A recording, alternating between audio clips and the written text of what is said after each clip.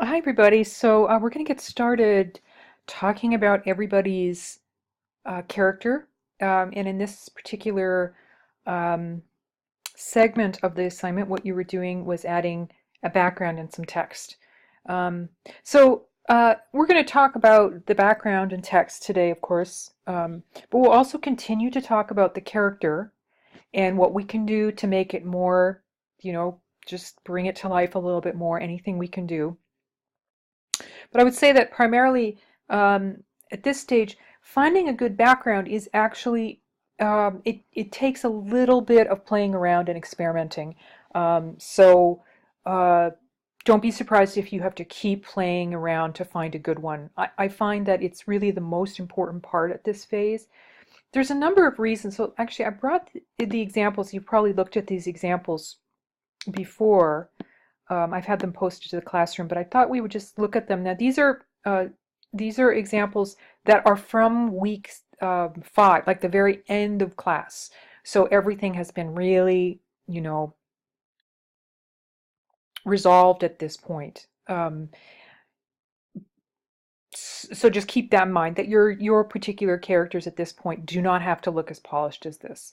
But one of the things that we can really learn from these particular designs is just how simple the background really needs to become in order for the character to look like a character to stand out. In general, like when we call something a background, we call it a background because it is like a backdrop or a background or a negative space where there's not usually as much going on. And that's true for any design you really make, is that you always want to think of the foreground, which is what you want people to be, seeing as the focal point, and then, the background, which is where is your kind of, it's just supposed to be secondary. But I think it's even more important in this particular type of project, I've learned, because the character itself is made out of objects that you're putting together. And each of those objects becomes a character, which, we want it to become a character and look like a character, but it's still each of those objects still looks like one of the objects. Like these still look like chili peppers and orange slices and a little lettuce leaf.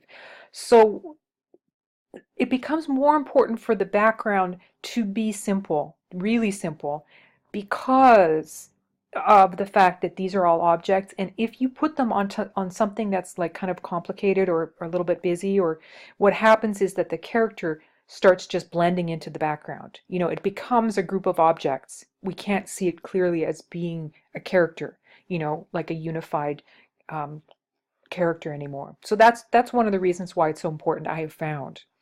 Um, okay, some things to keep in mind with the background is that you can have objects, like this one has a little apple here, but notice how it's off to the side. It's like we're not even seeing the whole thing. It's off to the side. So behind the character, it's very, very simple. This one just, has a crumpled piece of paper, so it's really just very simple texture, doesn't have a lot of details, so it also works as a background. This one here is actually kind of very misty, almost foggy looking. I think the student who did this did a lot of blurring, kind of selective blurring of the photograph, trying to really kind of make it simple, but you still see a little bit of detail, but it doesn't get in the way. This one is very kind of blurred in places, but there's these little raindrops that,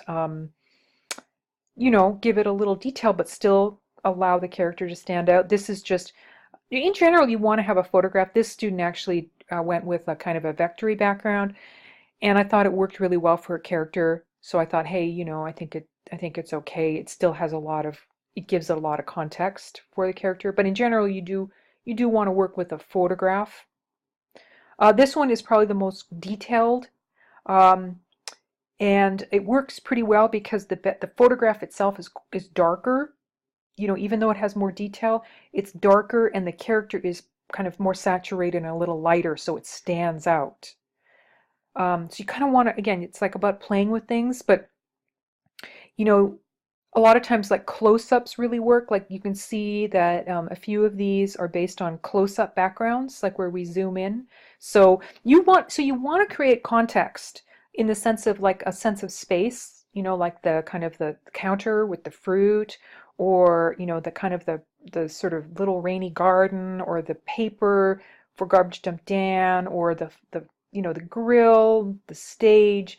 You want that sense of context, but think about how you can do it in the simplest way possible. Like maybe you just need like a little hint of something happening there. So like a really big scene with a lot of detail, a lot going on won't work for your character. It's all about trying to figure out ways. Maybe it's blurring, maybe it's close-ups, maybe it's just very sort of simple texture that somehow brings your character to life. Okay, okay, that's the main thing I wanted to talk about here, because I think I noticed when we look at everyone's projects, I think everybody's going to have to work on that a little bit, I think.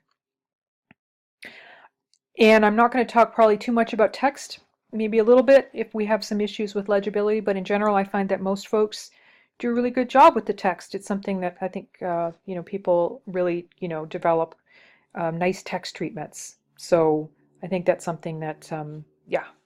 And so, okay, that's what we're up to this week, is working on the background, working on the character, try to see if we can get that, you know, starting to get closer to being finished at the end of this week. So before we start looking at the character designs, I just wanted to talk a little bit about the task this week, in specific about layer styles. So I noticed that a lot of folks were missing one of the steps in the added steps in the assignment, after you finish the textbook, and that was adding a layer style to your phrase. Okay, so let's just do that with this particular phrase right here, which already has a warp on it, which I think everybody got. So when you add a layer style, it's right down here, right below the layer panel. So let me just activate this. So right here is add a layer style. If you click on there, there's all kinds of different things you can do. Let's just, I don't know, let's just add a drop shadow here. It typically will open a big window here. I'm just going to select whatever's happening in here. So it has a very sort of subtle shadow. And notice how with a layer style will show you the layer style below the layer. So you can see, and you can actually turn these on or off here or here. So it's actually pretty great. You can also just delete them later too if you don't want to have them showing there at all, if you don't want to just have them turned off. So that's a layer style. So a layer style is just another way to non-destructively edit a layer. So we've also covered, excuse me. So we've also covered in here adjustment layers. This was our adjustment layer, if you remember that. So adjustment layers, they're actually pretty similar in a certain level. What they are is a non-destructive way. Now you don't have to do that for this assignment. I just wanted to quickly review. So here is, let's just do something different here. Let's just adjust the color here. Just remember, you always need to clip adjustment layers, otherwise they affect everything, right? So now we have, let's see if we can maybe do something a little bit more here. Let's desaturate that layer. It's text. It may not actually operate quite the same way as a layer. So it's added it, but it actually really hasn't changed it. So I think that it's, the adjustment layers are not very good for text. They work a lot better for photographs. But in any case, that is the difference between an adjustment layer. Can you see how it sits on top and affects below, and then the layer effect, which sits below. Hi, Katie. So yeah, I like the idea of using the background also as a clipping mask for your text. Why not? That's a great idea. So I think your background is a really good choice for your character, just because first of all, it fits your character, the idea of glitter, which is, it's nice to have that. And it also, I think, works really well as a background. That's one of the key things that I think is important when you add the background for this particular type of project, because the simpler the background, like you want to give your character context, which you have with the idea of the kind of the glitter and the atmosphere and the color, but you also want to keep it really simple so that your character stands out. The reason why it's so important, it's always really important to have a very clear background and foreground in design, but it's especially important in this particular assignment because of the nature of the character that we're building. You know, the character is built out of different objects, and sometimes if you have a background that's even a little bit busy or complex, your character starts not reading as a character because, you know, we're really kind of using some magic to make it belong together. So that looks good. So, you know, so I only have just a couple of suggestions, things to think about. You can even think about them for, you know, next week. It feels like I've looked at your layer masks through here and they look really good. And I think your character design overall looks really, really cute. I like the way you're already working with movement in your character, where your character's like throwing her arms in the air and kind of like jumping a little, which is really also really nice in the character to think of that. And I also like the head tilting, which is really cute. Again, it gives it a personality.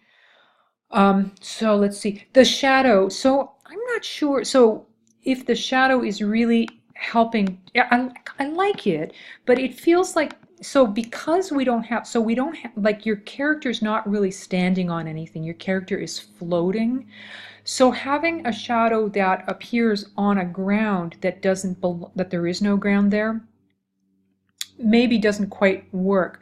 But what you could maybe do with this particular type of background is maybe rather than having it falling on the ground, which isn't there, but what you might do is like sort of, it can sometimes work, is to have the cast shadow just kind of floating behind the character as if somehow maybe it's like hitting some of the glitter. You know, do you know what I mean? So you can kind of like make it like almost like she's standing, and then behind her, like if you're really like a shadow going onto a wall. So it would just mimic, like actually very similar to the shadow on the model. That's, you know, like the exercise we've been doing, that type of shadow that kind of appears maybe to the left or wherever you feel, you know, it should go spatially. So you could give that a shot and see if you like that. Now your character doesn't need, it's not absolutely necessary to have a shadow, but sometimes I think it can look really good. So you may want to keep experimenting with a shadow and see what you can work with. I like the style of your text. I think it looks really good. I might consider playing around with maybe with the placement. It feels like maybe it's getting a little crowded with her arms, so maybe move it over to the left, or you know, maybe experiment with, maybe it goes in a long line of text, like so it's instead of being in a block, it's like in like a long line of text, and maybe you could make it a bit bigger. Or you know, just experiment a little bit more in placement. In some ways, I do like the idea of a block just because your character is a little bit blocky. You could try something else that can really help, is you can line up text. So for example, you can line it up against a line, like a guideline, so all of it would be what we call right aligned. You can also try it, you know, left aligned if you like, or you could even, you know, adjust the spacing so that it's both left and right aligned, so there'll be more space between some letters than others. That's, you know, and the reason why, again, this is not a typography class, so I'm not going to make like a lot of suggestions on type because it's you know, it's a whole other thing to study in design, but just lining things up in your text can make it you know, appear a lot more intentional. But so I would you know, maybe experiment a little bit more with that. All right, otherwise nice job. Let's see. Yeah, so you also did a clipping mask. Hold on a second here. A clipping mask for the text of your trash bag, which I think is a great idea.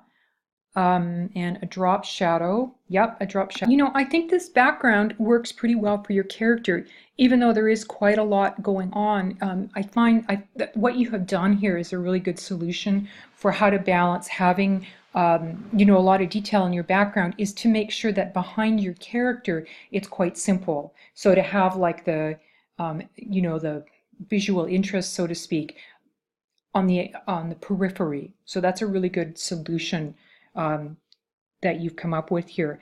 Yeah, and I like the text. I think that looks really good. The colors too. We're gonna color. We're gonna. I didn't mention this with Katie. I forgot to mention it too. Is we're gonna work more with color next week. But both of you actually have pretty good harmonies already. They make sense together. I think Katie's was like in the greens and um, earth tones, and purples and pinks, I think, and yours is in like more kind of desaturated, cool colors mostly, grays and blacks, and a little bit a touch of this kind of brass, silvery brass color.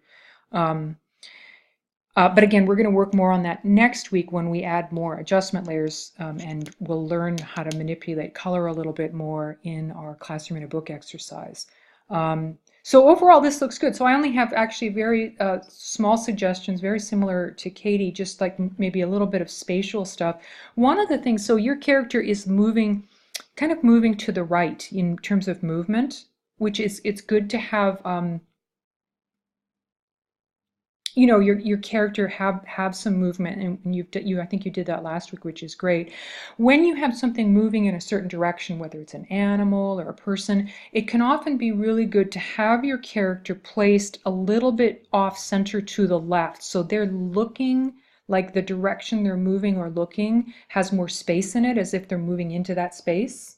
We just find that more comfortable. So for example, you would just move your character over to the left a little bit, which is actually, I think in your case, would be a good, would be good to do that for other reasons as well. So you maybe move it, you know what I mean? You can kind of move it off to the side like that. Another reason why I think that would be good is if you have everything sort of centered, what happens is we tend to want to make everything really centered, like a sense of perfect symmetry. And that's, it can be a little bit stiff. And also, I think your character is not so much about symmetry. So I think it's better to do maybe a more asymmetrical design. Again, just by, doing something like pulling it off a little bit off to the side. It doesn't have to be that much, but, just a little bit more off to the side and moving your character. And then again, it sort of, you get that sense of moving into that space.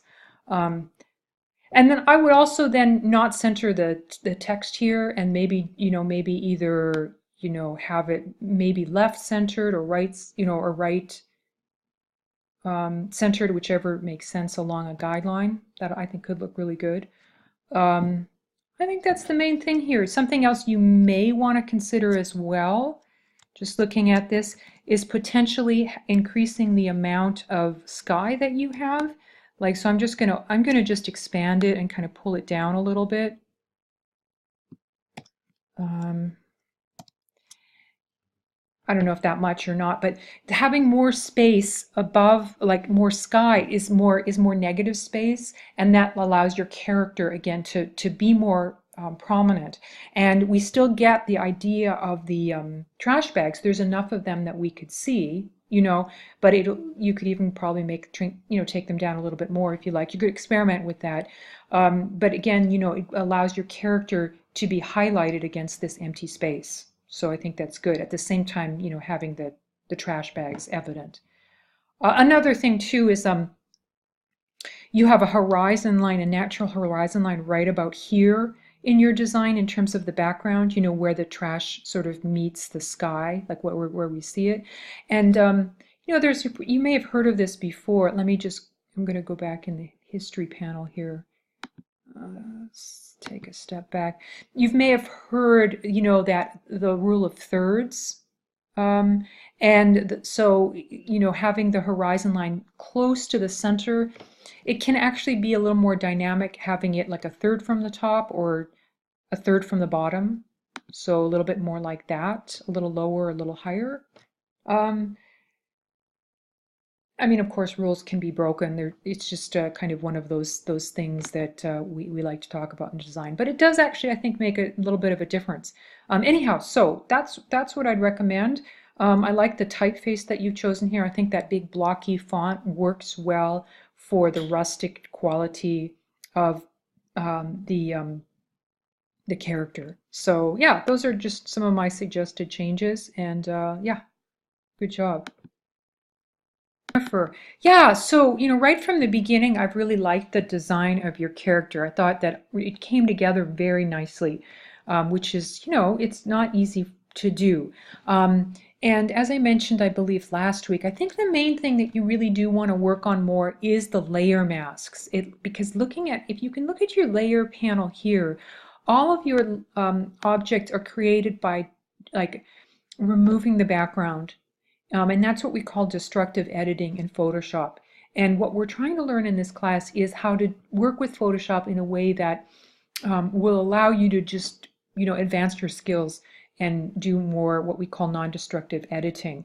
And so where you learn how to do this particular task was last week in the video tutorial for task 2. So I'd like you to, use this as a mock-up, like save this file and use it to, as your design, but put together your file again using layer masks. And if you need help with layer masks, because I know they're a little tricky, I would get in touch with live tutoring, and they're in the help menu, and they can walk you through how to, if you're getting stuck on a certain step. Um, I'm if you have like any kind of comments about why it hasn't been working for you, feel free to email me or put them in questions to the professor, and maybe we can try to resolve them. I've been a little bit concerned that maybe you're not working with the full Photoshop, like maybe you're working with Photoshop Elements, which doesn't have, I don't believe, the ability to mask.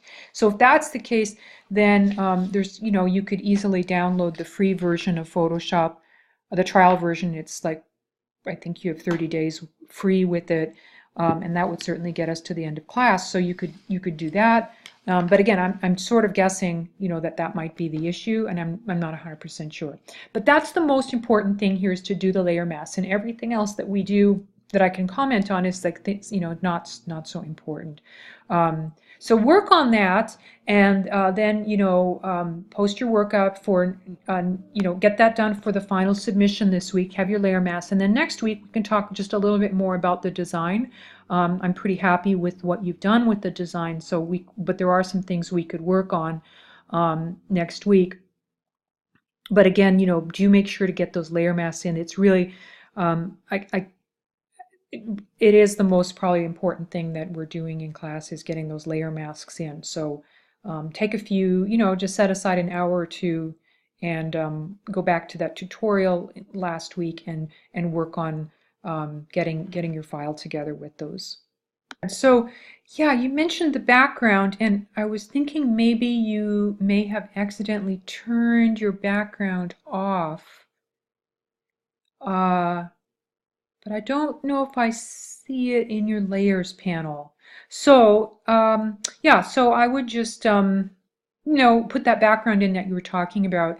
The text looks great. I think this is a wonderful text, and yeah, and I'm now that you've, like, if you haven't yet chosen a background, now you have some good insight from our critique so far about what works, and we'll talk more about that. So keep listening, but I think the main thing is you just want to have your background in.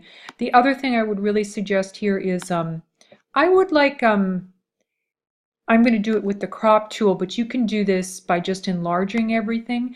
I would make your everything a little bit bigger here so that you really get your character center stage. So I'm going to sort of just you can adjust it. A lot of it depends upon your background, but you can sort of see that now really highlights your character and just brings it into focus a little bit more. Okay, so that's what I would do here.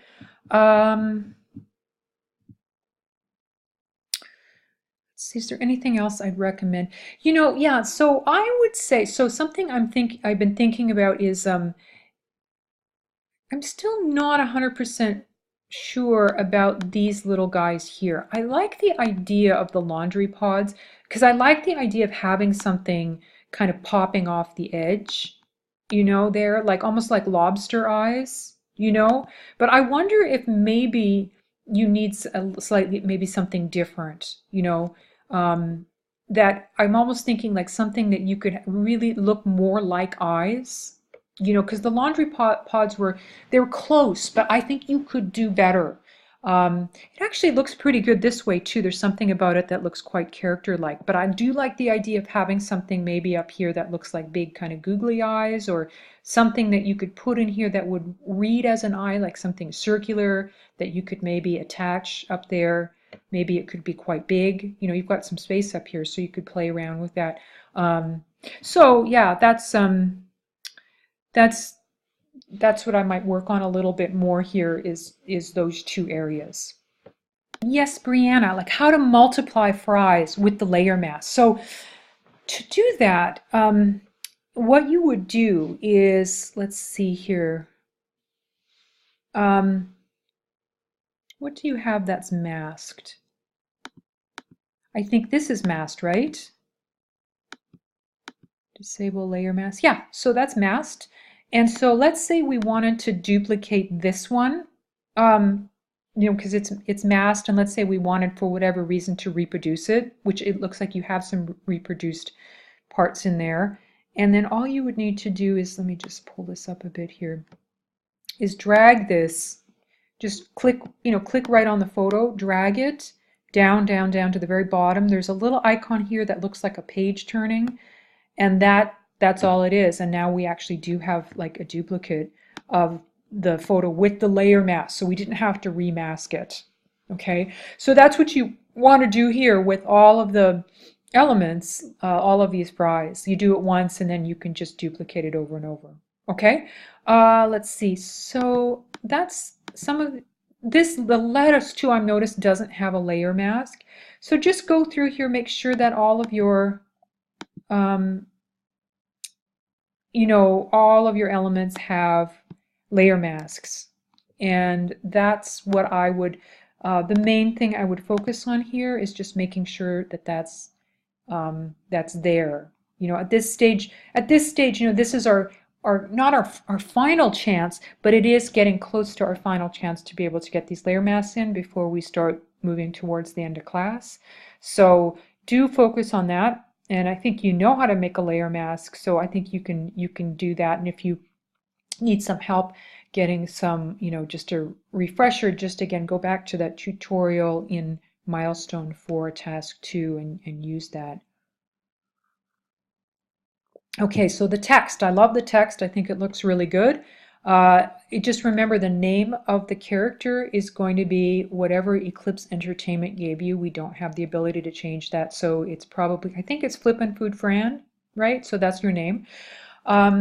And you want to have a background. I love the idea of her standing, you know, against something like a background, like a wall. So maybe you could have her like against, like maybe on a kitchen counter, close up, you know, on, you know, tucked in close up. It's, the background works really well as a close up to something. So maybe she's standing in a kitchen really close up against something, or you know, it can be just in a room. It doesn't necessarily have to be in a food environment, but you know, you can be creative with that.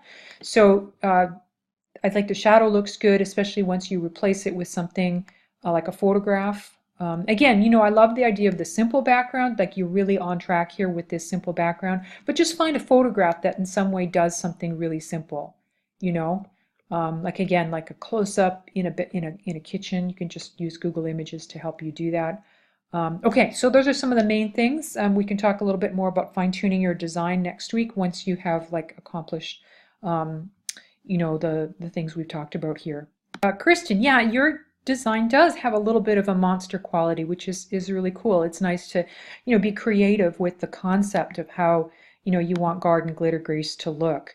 And it's Garden Glitter Grace. So you just want to make sure, so like you would just change these words here, Garden Glitter, and then Grace, there's no A in there, just to kind of make sure you're on track with Eclipse Entertainment. But I do like the text that you've chosen. I think that it's appropriate for her, you know, this kind of rounded, sort of soft text. And I also like the rounded arc you have created for that. I think it works really well for your character, especially because she has a lot of round shapes in her. So it's nice to be able to pick up on the shapes. I think your background is a little too busy. You know, like here's the interesting thing when you're working in design, it happens to me all the time, is that you know what you're building. Like you've looked at the character a lot and you're very familiar with it. So if you add something new to it, like of the background, you think, well, I can see the character just fine, but another person looking at it has a different impression. And in this case, I really don't see her anymore. I see a lot of foliage and flowers, but I don't see a character because the background's so busy, she's blending in. So keep looking around for something simpler. Just go back to Google Images and really look around for, very simple background that gives you that sense of what you're looking for, like a kind of out in nature, but maybe it's like just, could be, I was going to say a lawn, a green lawn, but sometimes those can be quite busy, but maybe a sidewalk. She's standing on some pavement or sidewalk or in a patio, something really that's simple. A lot of times a close-up of something can really uh, help because you won't have so much in the background. So just kind of keep experimenting with that. Um, with the shadow, I think I might play with a little bit more with the shadow. Is this the shadow here? Maybe you could try making the opacity. Now your background will change that. Maybe the opacity could be a little bit less. Again, or something you could try is like maybe moving. Sometimes I probably won't be able to do this with so I'll just explain it. So maybe having the shadow instead of behind her, it could go off to the left where there's this empty space, because that way it won't get, in between, like or behind where there's a lot of busyness. So I might experiment with the placement of that. And yeah, those are some of the main things here. I noticed with your garden hose that something has happened. Can you see that this is like the circle here is flattened? That can happen when you take and when you transform a photograph. Instead, when you hold down the shift key, holding it down as you transform, like going up and down, holds the ratio of your image. This is actually true in Illustrator as well. It doesn't have to be a photograph. It's really any image uh, object within Photoshop or Illustrator that will keep the constraints. So if you don't hold it down, you can mess with it, you can squish it. And so what you want to, sometimes you can get away with squishing a photograph and people won't know, like they'll be like, oh, that's, it looks the way it should be. It depends upon the object. But in your case, because there's this circle here, which really is a clue, like I want to, oops, I don't want to go here. I'm sorry, I'm the wrong layer. Here we are. It's a clue that there's something wrong with the photograph, like it's been manipulated in a way that makes it look like there's something wrong with it, that it's been distorted. So you'd want to return it back to its original. What I did is I just looked at that circle and tried to kind of mimic it. Okay, those are some of the main things. We might have more to, as always, we may have more to talk about each time we go through the design. So, every time you kind of go to the next level, there's always typically things that we can change. So, we'll of course find more things for everybody next week. But that's part of really a design is always, when we're adding these background and text, what we're really doing is we're changing a lot of the visual aspect of the character. So it's about balancing all the different parts. And when you start putting more things in, you have to start really pushing things in different directions to try to get that balance back. Stacy, I like the idea of using a griddle for the background. It's a really great idea. And we'll talk about that in just a minute. I'm just going to go through your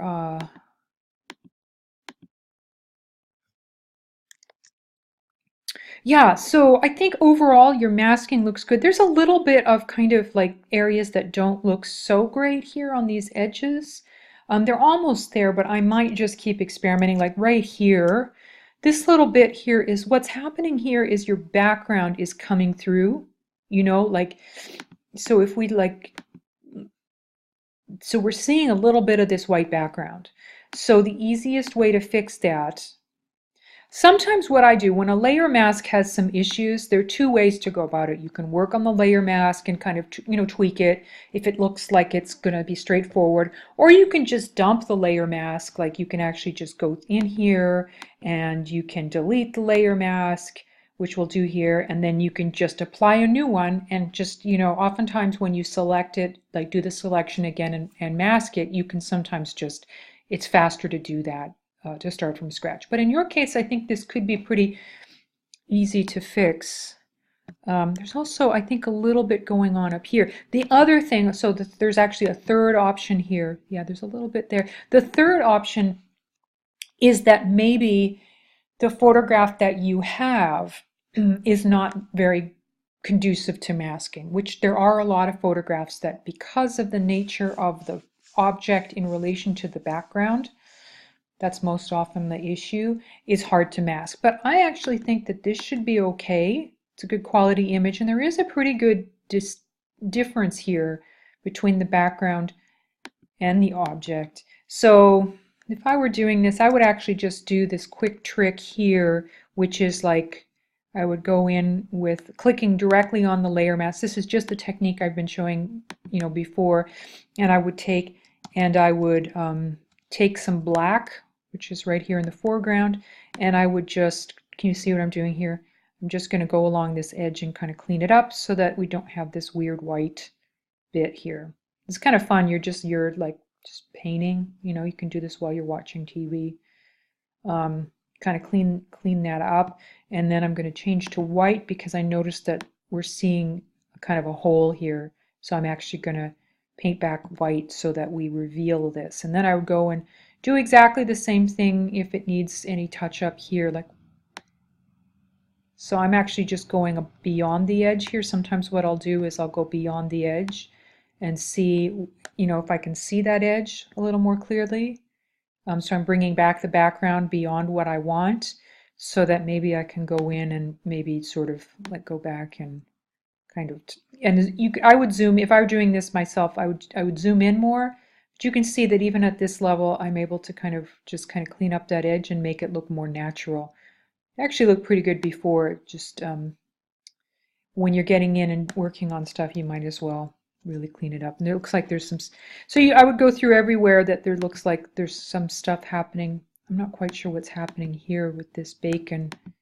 It's like there's some kind of white stuff here. Is that a hole in the bacon? Let me look here. Let's look again. Yeah, so it looks like there's a hole in the bacon. Do you know what I mean? Like, so I would actually remove this white bit, and let's see here. So I'm going to take some black and just remove this hole. Just go in here and just kind of clean it out, So be really picky with your layer mask because it's just going to really make a difference on your character. So I would go in here and just kind of clean that out. See what I'm doing? I'm showing the background because this really doesn't actually exist. What you have showing here, this is just part of the background that we don't want anymore. Anyhow, so I'd work on that, and then I do the same thing here.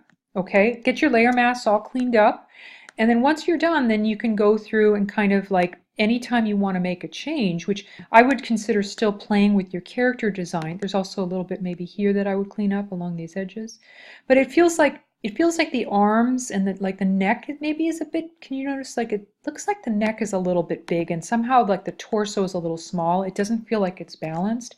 So I might play with that. I think I actually did that last week. So I'll just repeat. I always see the same things that could be fixed. So like I might even turn it this way, and then maybe make it a bit bigger. I don't know, I would experiment with that. Maybe make the arms a little smaller. So already it looks a little bit more in proportion. So yeah, play with that. Okay, so the griddle. So the griddle in the background is a great idea, but somehow when I looked at this black background, to me it looked like sort of something I couldn't quite see the griddle in it. It looked a little generic. like even if I saw the word presto on here, I had to think about what would that, I was thinking presto pot because there's such a thing as a presto pot. So it didn't click for me. So what I might do is I might go to Google Images and actually look for a more of a something that is a griddle that looks like the inside of a griddle. Like let me do a quick search here to show you what I mean. I've had some experience searching for photos, so I can sometimes, so I did an original search just with griddle, and I just didn't find anything very good. I set it in the tools area for larger than 1024 by 768. And so I put in stock photo because I was only just getting some pretty amateur, not very good photographs. And so I thought, well, maybe we might find something in stock photos that might be good size without any watermarks. Now you'll notice a lot of stock photos. When you search for stock photos, you'll get a lot of watermarks, so you got to avoid those. But I did find this one looked really, I thought that one's promising. I also put in empty because a lot of when I searched for griddles that were just by the griddle word, I found a lot of food on griddles, which wouldn't be very useful. So I'd go through, maybe you could keep, maybe barbecue, you could also search for that. There are some here that don't have any watermarks, so you could experiment with those and see if those work for your character. Or again, if you don't like those griddles, then you could find something else. Again, the main thing is simplicity. And again, the simpler, you can go really simple. You could just even go behind a wall, like a floor and a wall in a kitchen. It doesn't necessarily have to be like really, really specific, but you do want to have like a context so that it would make sense, so that when people look at it, they go, oh, that makes sense. You know what I mean? So that's the main thing I'd work on. Your text, I like your color combination. It's all nice and warm colors, which works really well together. I might make your text a little bit bigger. It feels like it's getting a little lost here. And then maybe find maybe a little bit of a better spot for it. It feels like it's getting kind of crammed into your character. So you might want to make your character a little smaller at the top or the bottom, and then put that text, put it in a row. The easiest way really to work with the text is to have it just in one long row. So it's a single line of text, and put it above or below, because that's easiest spatially to work with. But there's other ways to work with it, but I'm just sort of kind of brainstorming here. Okay, so those are some of the things I'd like you to address. Jessica, Garden Glitter Grace.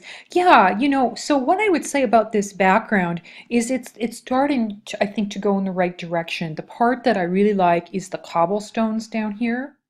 I almost feel like this could be, maybe your background is just maybe the cobblestones or something, that like that. Because I think that what's happening above here is it is getting a little bit busy. It's hard to see your character just because of what we've talked about. So maybe keep looking for, maybe you could just search for cobblestones, and just like sometimes what you can do here is with your photograph, like it's sort of similar to what you've been doing here, is like you take your photograph and you, especially if it's a large image with a lot of pixels, you can go in and you can expand it. So you can actually, I don't know if I'll be able to expand it enough, but you can see what I'm doing here is like I'm zooming in. So I'm only taking a little part of it, and then I can choose, I can choose what I like. And I don't think this is probably a good photograph to do that. It looks like it kind of got a little pixelated. Anyhow, so that's one of the things I would think about. I really like your text. I think that's really nice in terms of the character. It has that kind of graceful, kind of like her name suggests, being this beautiful sort of creature that lives somewhere out in nature or in your garden, and she's really just fluttery and beautiful and glittery. So I think this is nice, a nice typeface. I might experiment with, this is something you can continue to experiment with next week when we work more with color, but I think that a color that's maybe a bit brighter, again, a lot of it will depend upon your background, how it stands out with your background. I don't think I can adjust this text. Hold on. Yeah, I don't have the font, which is fine. I don't need the fonts that everybody's using, but if I do have the font, I can then change it to show you. But I would try for something brighter, and as you start working a little bit more with color, then you can start matching your text with, different part. Like for example, if I were working on this, I might take the blue color here and maybe tie it into the text. Um, so, okay, that's some of the things I would work on. Here's the background, maybe the color of the text. I would keep playing with the character a little bit more. I think I like what's happening here with the arms and the feet. Um, and the fence, I'm not, I think it could work. I'm not 100% convinced about the fence, but it might be in relation to the head. Somehow I don't feel like that's quite working yet. It's almost like maybe we don't want the sprinkler. Feels like maybe it's hard to see. It might get in the way. So maybe just that, would work. It would be nice if you could get a coil of that didn't have this on it. This stuff, if it was just a beautiful coil uh, that, yeah, I'm sure you could probably find that. Do you know what I mean? Like just a beautiful, simple coil without this stuff lying on top of it. Then I think, it could really start, you think about your concept, garden glitter grace. What does that mean? You want to kind of try to consider that elegance and beauty that seems to be part of that concept. Maybe I'm not 100% sure about the leaves yet. They might work with a different coil, but in a way right now just taking them off seems to work a little bit better. So I keep working on your character. Again, I'm not 100% sure about the picket fence yet. It doesn't feel like it quite is enough to hold up the character. It feels a little light visually, especially with these big pots on the bottom, which I think are great. I really like these pots. So keep experimenting. Think about a simple background, keep experimenting with your character a little bit more. And yeah, that's really so much about this particular project is just going back in and playing with your design. And that's one of the things that we're really learning about in in terms of what Photoshop can do with regard to the non-destructive editing that makes it possible to easily start changing things. Like once you know how to work with a layer mask, you can just throw in a new, object and mask it quickly and see, does that work? Like try a different garden hose. Oh, that seems better. Or no, I don't like that. I'll turn off, the layer, but maybe I will like it later, and so I'll keep it in my file and use it later. You know what I mean? So it's like very flexible. Okay, so yeah, just keep working a little bit more on it. Yeah, I like the fact that you've been playing with different possibilities for your design. So this is the first version and this is the second. I do like the idea of adding a helmet to your character. I think that looks, that's a really cute idea. Let me just head into your Photoshop file here.